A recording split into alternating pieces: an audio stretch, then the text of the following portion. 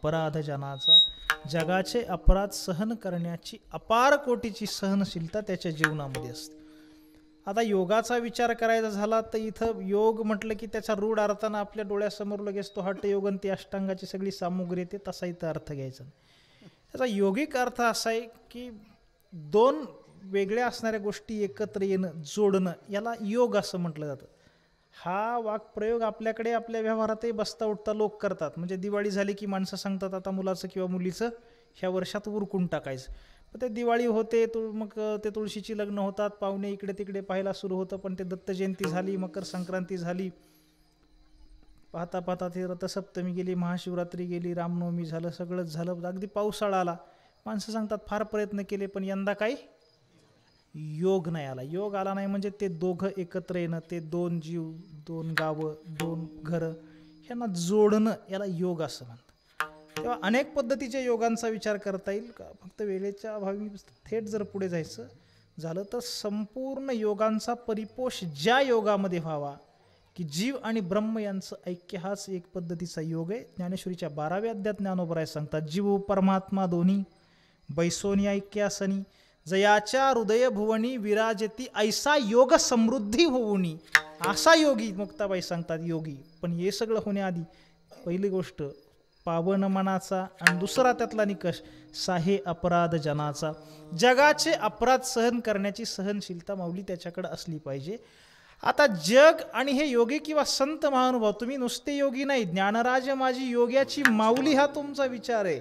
तुमच्यावर तर ही सगळी जबाबदारी आहे. आणि म्हणून जगाबरोबर तुमचा आज संघर्ष निर्माण झाला आहे. त्यांनी तुमची झोळी हिसकावून घेतली, तुमचा त्यांनी काही अभद्र शब्द उच्चारलेत. आणि याकरता जगाकडून क्रोध नावाचा विकार जेव्हा जगात निर्माण झाला आहे, त्यालाच आपण राग असं म्हणतो आपल्या परिभाषेत, तो एका वन्नीप्रमाणे म्हणजे अग्नीप्रमाणे. आणि त्या पेटलेल्या अग्नीला कोणीतरी प्रतिबंध केला पाहिजे, कोणीतरी अडवलं पाहिजे.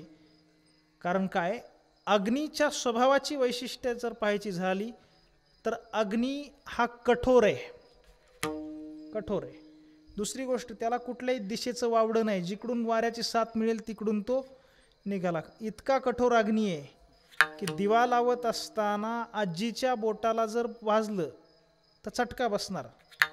पण 6 किंवा 7 महिन्यांची छोटी नात आहे, ती रांगत रांगत देवघरात गेली आणि प्रार्थना करत असलेल्या आजीच्या शेजारी बसली, समोर लागलेल्या त्या दिव्याला तिचा हात लागला.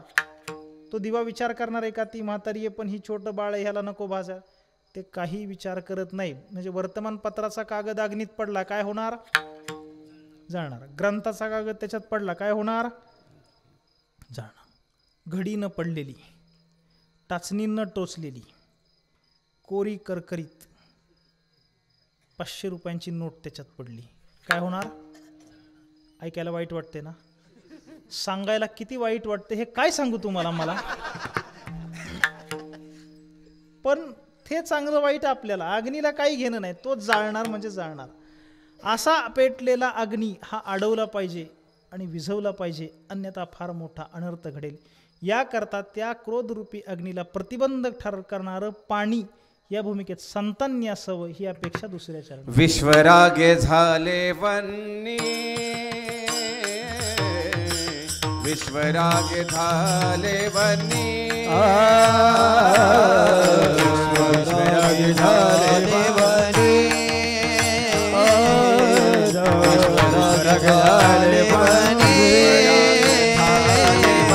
विश्वराग झाले बनी, विश्वराग झाले बनी, विश्वराग झाले बनी, विश्वराग झाले बनी, विश्वराग झाले बनी. संती सुखे भावे पानी, संती सुखे भावे पानी, ताटी उघडा ज्ञानेश्वरा, ताटी उघडा ज्ञानेश्वरा. संती सुखे भावे पानी, संती सुखे भावे पानी, ताटी उघडा ज्ञानेश्वरा, ज्ञानेश्वरा ताटी उघडा ज्ञानेश्वरा.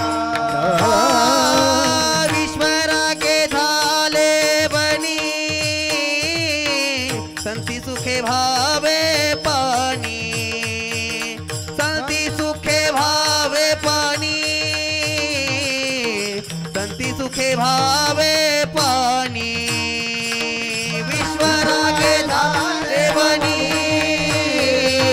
संती सुखे भावे पाणी संती सुखे भावे पाणी संती सुखे भावे